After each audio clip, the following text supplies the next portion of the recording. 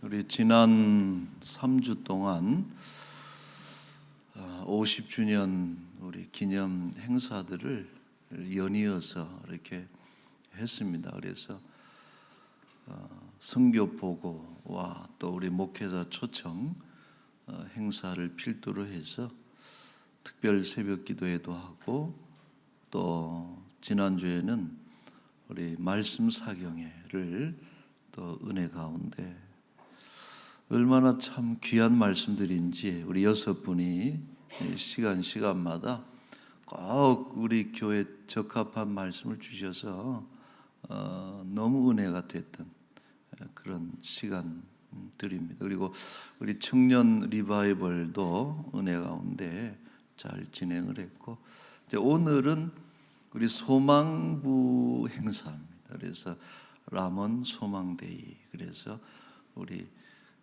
아까 2부 때는 소망부 친구들이랑 같이 예배드리고 우리 찬양대도 같이 연합 찬양대로 해서 아주 은혜스러운 그런 시간을 가졌습니다.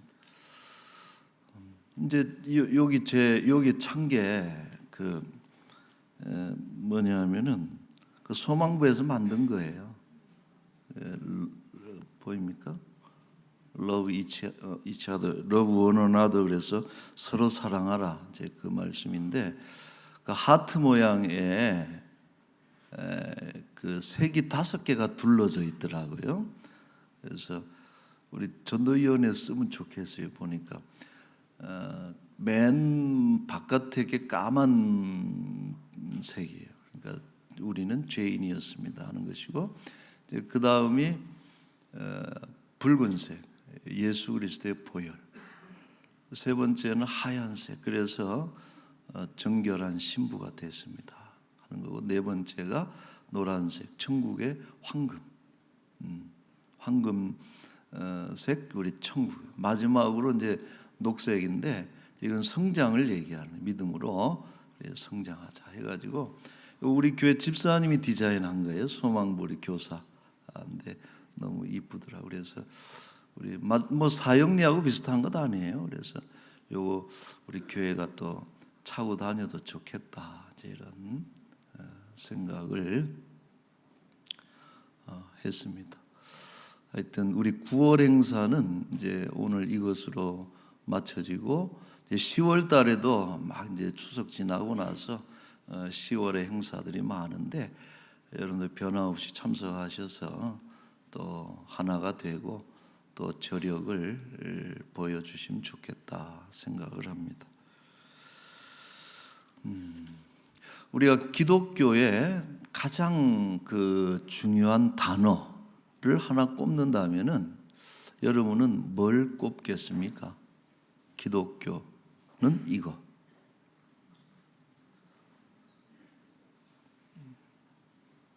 뭐 하나님, 성령님, 구원, 영생, 믿음, 뭐 이런 기독교를 상징하는 많은 단어들이 있는데, 이 단어가 없으면은 그 많은 단어들이 다 소용이 없는 말이 되어버리는 단어가 있어요.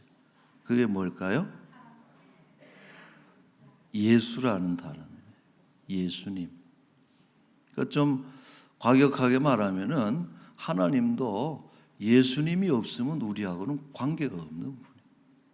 예수님이 없이는 천국이 없어요. 예수님이 없으면은 구원 영생은 꿈도 꿀 수 없죠. 그래서 기독교에서 단 하나, 너무나 소중한 단어를 하나만 꼽으라 그런다면은 우리는 반드시 예수님을 꼽아야 되는 것이죠. 자, 이 예수라는 이름의 뜻은 그 가브리엘이 알려줍니다. 마태복음 1장 21절에 보면은 아들을 낳으리니 수태고지라 그러죠. 이름을 예수라 하라. 천사가 태어날 아기의 이름을 가르쳐 준 거예요. 이는 그가 자기 백성을 그들의 죄에서 구원할 자이심이라 하니라.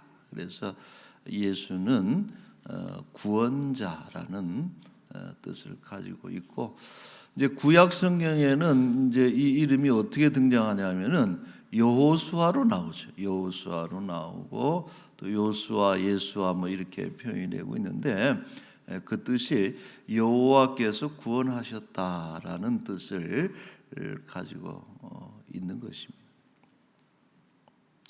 자, 이 예수라고 하는 단어는 뭐 성경 66권에 골고루 등장하고 있습니다만은 집중적으로 이 단어가 등장하는 것은 4대 복음입니다. 마태, 마가, 누가, 요한복음에 기본 200회 이상 그 단어가 등장을 하고, 특별히 그 중에서도 요한복음에는 300번에 이르는 횟수로 예수라는 단어가 등장하고 있습니다. 이것은 뭘 말해주는 거 하니, 이 복음서의 초점이 뭐냐, 주목하는 것은 예수님이 어떤 분이고 예수님이 어떤 일을 하셨는가에 대해서 집중해서, 우리가 정말 기독교의 핵심이 되는 예수 그리스도를 알기 원한다면은 이 복음서를 우리는 반드시 주목해야 되고 또 중요하게 읽어야 되는 것입니다. 자, 오늘은 그래서 예수님은 어떤 분일까? 우리가 마태복음에서는 행복론, 마가복음에서는 또 뭘 했죠? 구원의 복음, 구원에 대해서, 누가복음에는 믿음에 대한 그런 이야기를 다뤘는데, 오늘은 예수님은 어떤 분인가 하는 것을 우리 간단하게 좀 보려고 합니다.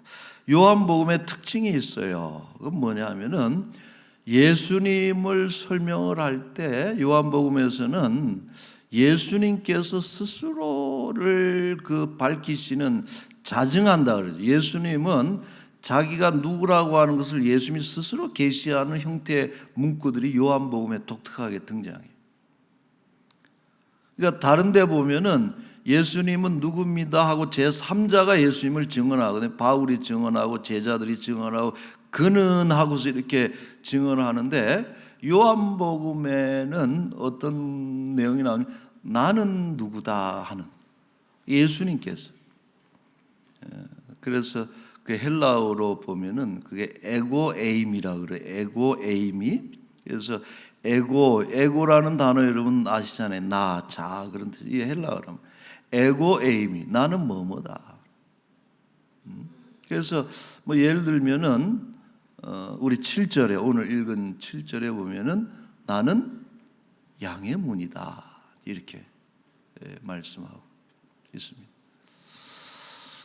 자, 그 외에도 6회 정도 이런 표현들이 요한복음에 등장하는데, 뭐 예를 들어서 6장 35절에 보시면은 나는 생명의 떡이다. 일종의 뭐 비유죠.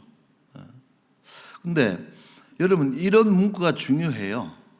왜냐하면은 어떤 제3자가 예수님에 대해 설명하는 것도 참 의미가 있지만은 하나님 스스로, 하나님이 어떤 분인가에 대해서 이렇게 말씀하시는 것을 우리가 잘 묵상하고 깨닫게 되면은 하나님이 어떤 분인가에 대해서 더 강력하게 알 수 있다는 것이죠.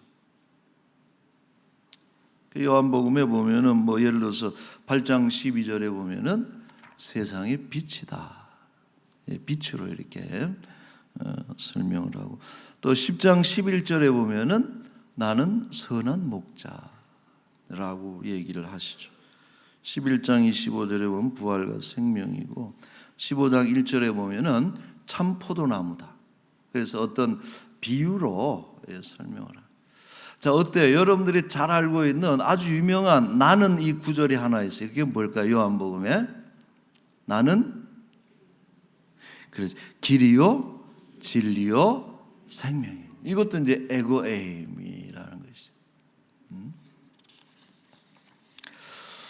자, 그 표현들 모두가 다 하나하나 다 중대한 메시지들을 담고 있어요. 그래서 우리가 뭐 참 포도나무다 하는 그 구절만 가지고도 막 묵상을 해도 예수님에 대한 그림이 막 이렇게 그려지거든요. 자, 그런데 오늘 요한복음 10장에는 두 개가 나와요. 두 개가 나오는데 이 두 가지 모두 목축과 관련된 것이다. 그래서 7절에 보면은 양이 나오죠. 양의 문이라 그랬고, 11절에 보면은 선한 목자다. 이런 표현을 하고 있는데, 여러분 유다의 주된 산업은 목축이죠. 왜냐하면은 그 지형 자체가 농사짓기에는 좀 적합하지 않은 땅들이 고지대고 또 돌들이 많고 거칠고, 그러다 보니까 양을 키우고 뭐 염소를 키우고 이런 목축업을 하게 되는데, 자, 이런 목축에 비해서 가장 중요한 직업은 목동이죠. 우리가 목자라 그러는데, 자, 이 유다의 목동들의 삶은 참 고단하면서 위험하다. 그래서 풀이 많지 않기 때문에, 먹을 것이 많지 않기 때문에 장거리를 풀을 찾아서 다녀야 돼요. 그 양떼를 거느리고 고단하죠. 먼 길을 가니. 그리고 양들이 다 우리 라몬교회처럼 착한 양들이면 얼마나 좋아요. 근데 이 개중에 보면은 꼭 그 사춘기에 걸린 양들이 있어요. 꼬라지를 부리는 양들이 이제 하나씩 있어가지고 그냥 목자만 따라가면 되는데 지 맘대로 그냥 여 밑에 뭐 있나 그러고 계곡 밑을 쳐다보다 그냥 빠지지를 않나. 이게 뭐지 하고 맛있는 건데 하고 먹다 보면 독초를 먹기도 하고, 이게 뭐야 하고 건드렸는데 뱀을 건드리지를 않나. 이런 양들이 얼마나 다양하겠어요. 근데 목자는 그것을 다 그래서 99마리 양이 안전해도 한 마리가 길 잃으면 찾아가는 게 목동이라 그랬잖아요. 그러니까 그런 양떼를 다 살펴야 돼요. 또 짐승들 뭡니까 아주 사나운 야생 동물들, 늑대라든지 뭐 하이에나 같은 이런 동물들로부터 지켜야 되고, 또 밤에는 몰래 와서 양을 훔쳐가는 도둑이나 강도 떼로부터 지켜야 되는, 그러니까 목동은 아주 고달프고 위험한 그런 직종이다 하는 것이. 자, 이 조지 아담 스미스라고 하는 분이 그 팔레스타인을 여행하고 나는데 이런 글을 썼어요. 한번 인용을 해볼 테니까 들어보세요. 높은 황무지에 밤이 되면 하이에나의 울부짖는 소리가 가득하다. 목자는 비바람이 불어도 지팡이에 몸을 의지하고 조는 일이 없이 어둠 속의 먼 곳을 바라보며 서 있다. 그는 흩어져 있는 양들에게 눈길을 돌리고 있는데 한 마리 한 마리 모든 양들이 목자의 머릿속에 다 들어있다.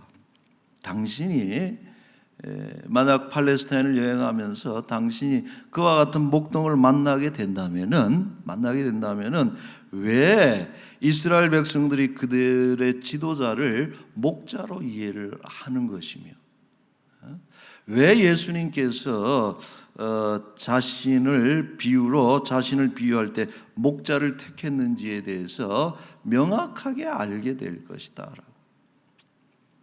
그러니까 이스라엘 백성들은 어떤 하나님의 모습은 물론이고 왕의 모습이고 어떤 부모의 모습이고 다 이런 어떤 그들의 지도자의 모습을 볼 때 뭐로 이렇게 이미지화가 되냐? 목자와 같은 분이다.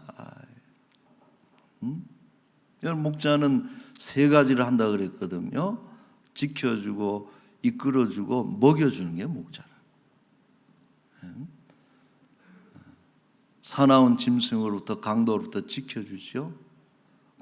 이렇게 갈 길 몰라서 양떼들 다 이끌어서 쉴만한 물가로 인도해주고, 또 그리고 때가 되면은 먹을 걸로 꼴을 먹여주시고. 그러니까 이스라엘 백성들은 바로 이런 하나님을, 예수 그리스도를 떠올릴 때, 이 하나님을 떠올릴 때 이 목자의 이미지를 통해서 하나님을 이해한다는. 자, 그러니까 여러분 그 성경에도 그런 문구들이 제일 많이 등장하는데, 이 하나님을 목자로 고백하는 제일 유명한 구절이 뭡니까? 생각나요? 시편 23편 1절에 시작. 여호와는 나의 목자시니 내게 부족함이 없으리로다. 이 23편이 얼마나 목가적인 시편이라 그러잖아요. 목가적인 시편. 양이 목자가 양들을 잘 돌아보는 이런 모습이 잘 기록된 것이 이 시편 23편이죠. 자, 시편 80편 1절에도 이런 말씀이 있어요. 시작. 요셉을 양떼같이 인도하시는 이스라엘의 목자여 귀를 기울이소서. 너무 여러분 참 포근해지지 않아? 이스라엘의 목자여, 우리의 목자여 하는 이런 표현을 쓰고 있습니다. 자, 그렇다면 오늘 우리가 볼 것은 이 양의 문이라고 하는 7절에 나오는 양의 문이라고 하는 표현은 도대체 어떤 의미를 가지고 있을까? 자, 이 유다에는 양을 이렇게 가두어 두거나 이렇게 모아두는 우리, 양 우리가 두 종류가 있다 그래요. 두 종류의 양 우리가 있는데 하나는 마을에 있는 공동 우리랍니다. 그래서 거기는 마을의 모든 양들이 그 마을 우리에 다 이렇게 집결하는 거예요. 그 안에 밤에 잘 때는 그중에 다 직원이 섞여 있어요. 근데 참 신기한 것은 양들이 자기 목자를 알고 목자들이 섞여 있는데도 자기 양이 누군지를 기가 막히게 안다는 것이죠. 그래서 양들을 몰아놓고 그 울타리를 아주 견고한 울타리로 두른 다음에 문을 세우고 거기는 아주 자물쇠를 탁 잠궈가지고 밤에는 아무도 못 들어가게 이렇게 하는 공동 우리가 있고, 자, 또 하나는 따뜻한 계절이 오게 되면은 고원에서 방목을 시키죠. 마음껏 이렇게 돌아다니면서 이렇게 하다가 밤이 되면은 마을로 돌아오는 것이 아니라 날이 따뜻하니까 그 고원 거기서 그냥 그 잠을 자는 거예요. 근데 그래서 그 고지대의 구석구석에 임시 우리가 있다는 것이죠. 임시 우리가 있는데 이 우리는 그렇게 견고한 건 아니고 그냥 간단하게 벽을 알 수 있을 정도로 이렇게 만들어 놓고 문도 없는데, 신기한 것은 이 문이 될 만한 그 입구에는 목자가 들어누워서 잠을 잔다는 거예요. 그러니까 오늘 예수님께서 양의 문이다라고 하신 말씀이 이 장면을 떠올려서 하신 말씀인 것이죠. 그러니까 양들은 절대 이 목자의 배를 밟고 지나가지 않으면은 들어올 수 없고 나올 수 없고, 목자를 통하지 않고서는 들어오고 나올 수가 없다 하는 이제 그 대목에서 착안을 하신 것이죠. 자, 그래서 이런 9절 말씀이 이런 말씀이 있어요. 9절 우리가 오늘 읽었죠. 시작. 내가 문이니 누구든지 나로 말미암아 들어가면 구원을 받고 또는 들어가며 나오며 꼴을 얻으리라. 나로 말미암아. 마찬가지예요. 양들이 목자를 통해서 들어가야 거기에 안전하고 또 쉼이 있고 또 먹을 것이 그곳에 있는 것처럼 우리도 예수 그리스도로 말미암아서 들어가야 구원을 얻는 것이고 또 생명의 꼴을 얻을 수 있다라고 하는 거예요. 예수님이 양의 문이라는 의미는 그런 것이죠. 에베소서 2장 18절에 이런 말씀이 있어요. 이는 그로 말미암아 우리 둘이 한 성령 안에서 아버지께 나아감을 얻게 하려 하심이라. 그로 말미암아 예수님으로 말미암아서 우리는 하나님께 나아갈 수가 있다라고. 자, 하나 더 보면 분명히 히브리서 10장 19절입니다. 같이 읽겠습니다. 그러므로 형제들아 우리가 예수의 피를 힘입어 성소에 들어갈 담력을 얻었나니 그 길은 우리를 위하여 휘장 가운데로 열어놓으신 새로운 살 길이요 휘장은 곧 그의 육체니라. 아멘. 자, 여러분, 휘장이 뭐라 그랬어요? 예수님의 육체라 그랬거든. 휘장은 하나님의 임재를 상징하는 지성소로 들어가는 문과 같은 곳인데 그 휘장이 바로 예수님이다. 그래서 예수님 돌아가실 때 어떤 현상이 나타납니까? 성전의 지성소의 휘장이 둘로 나뉘어진다. 그래서 여러분, 우리는 오직 양의 문이 대신 예수 그리스도를 통과해야만이 하나님께로 나아갈 수 있는 그런 길이 열리는 것이죠. 자, 그리고 그 문을 통과해서 들어가면 우리는 비로소 하나님으로부터 흘러나오는 생명을 경험할 수 있는 것이고 또 풍요로운 삶을 살게 되는 것입니다. 새로운 세상이 열리는 거예요. 여러분, 문이라고 하는 것은 뭡니까?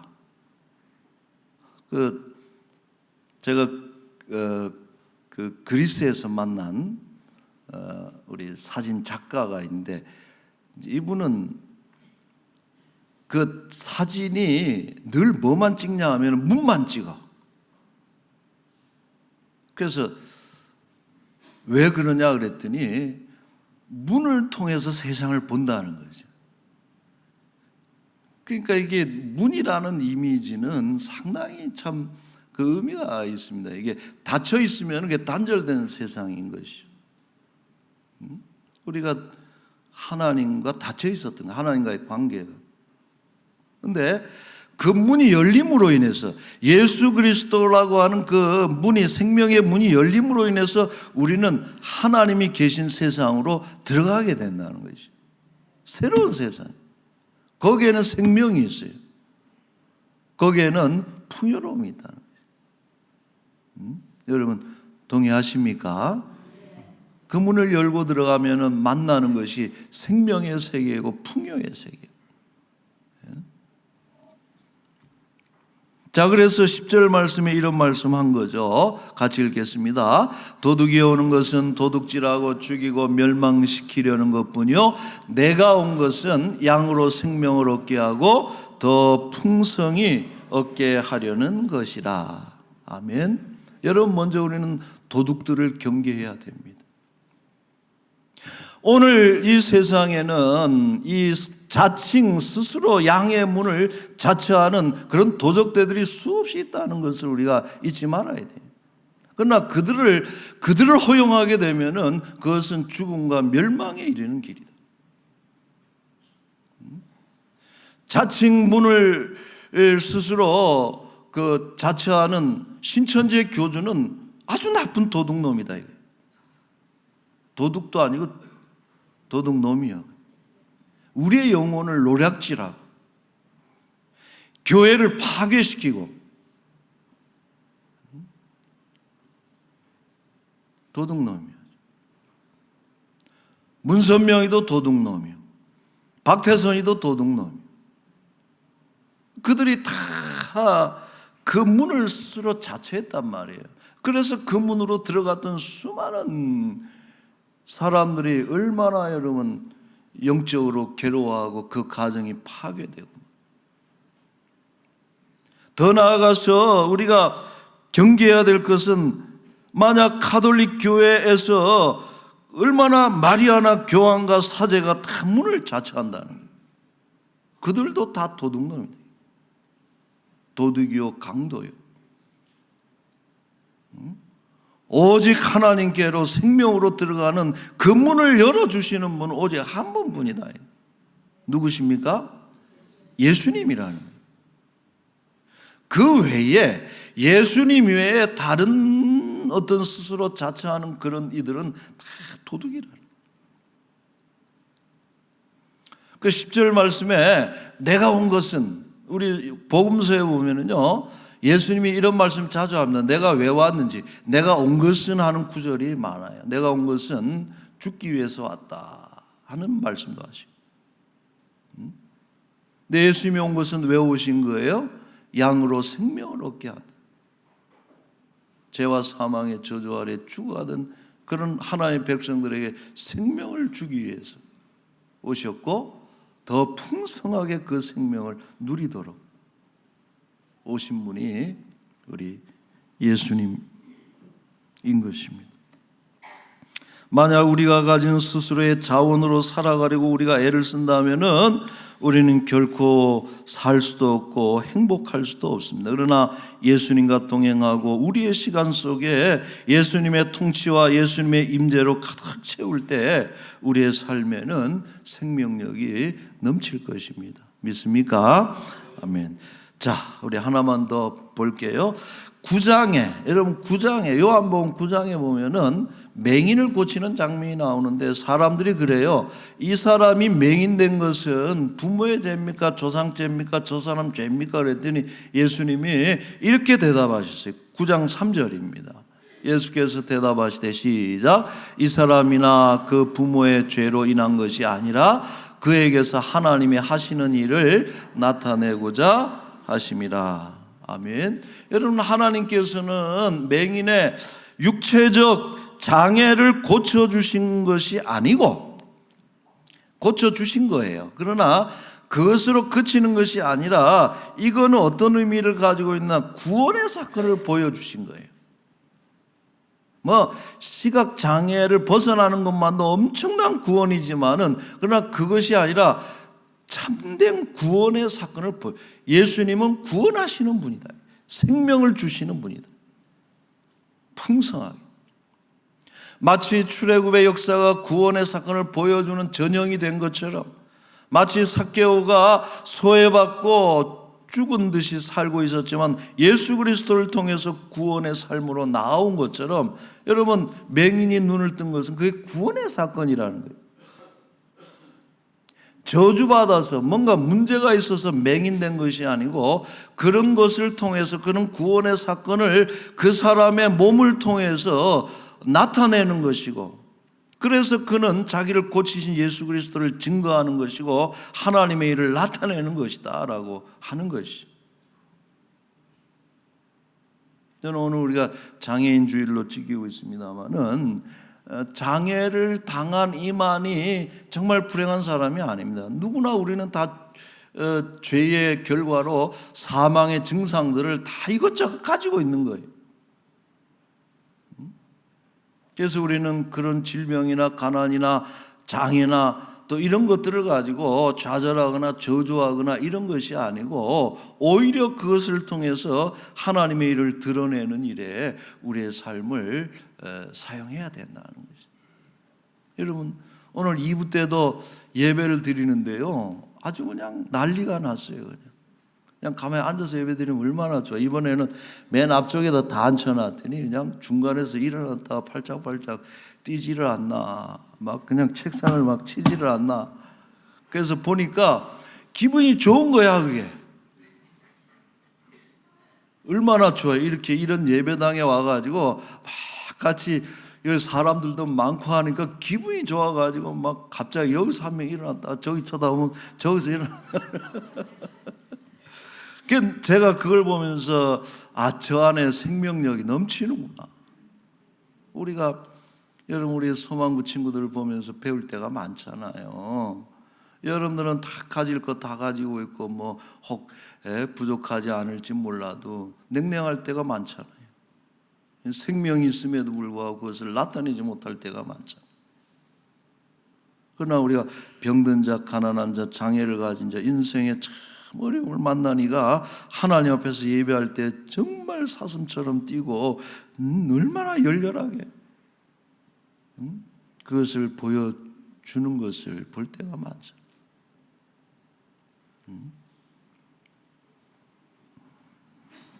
그동안 우리 소망부가, 여러분 소망부가 몇 년 된지 아세요 혹시? 우리 교회? 한번 알아두세요. 또 알아두시는 것도 좋은데 1989년도에 첫 예배를 드렸습니다. 소망부 예배를 1989년도에 드려서 지금 34년이 됐고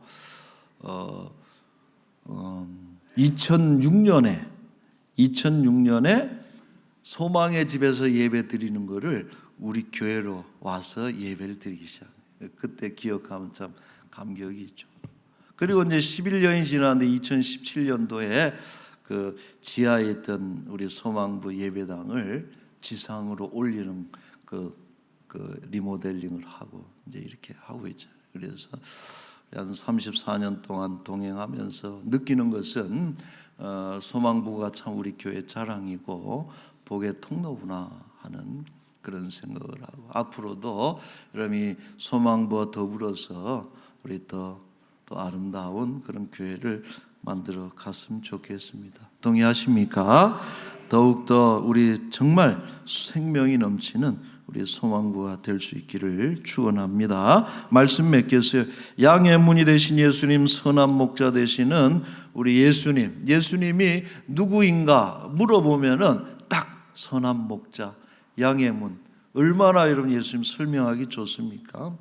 우리 예수님으로 인해서 우리 모두가 구원의 꼴을 먹고 참된 자유와 안식, 풍성한 생명을 다 같이 누리며 살아갈 수 있기를 주의 이름으로 축원합니다.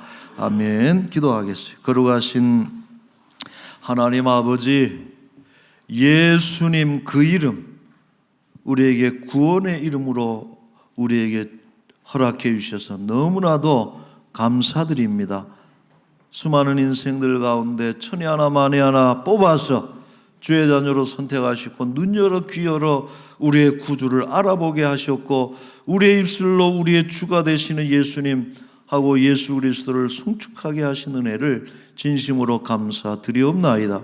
우리의 생명이 그에 있고 우리의 풍성함이 그분에게 있는 줄로 믿사오니 오직 예수 그리스도로 인해서 우리의 남은 생애가 더욱더 풍요롭고 풍족할 수 있도록 주의 은총을 베풀어 주시옵소서. 우리 안에 생명이 끓어넘치고 있는데 우리는 잠재우고 있습니다. 죽은 듯이 지내고 있습니다. 아버지, 우리의 예배가 생명이 넘치는 그런 예배가 되게 하여 주옵소서. 우리의 삶이 하나님의 은혜로 인해서 정말 넘쳐나는 그런 복된 삶이 될 수 있도록 주의 은혜를 베풀어 주옵소서.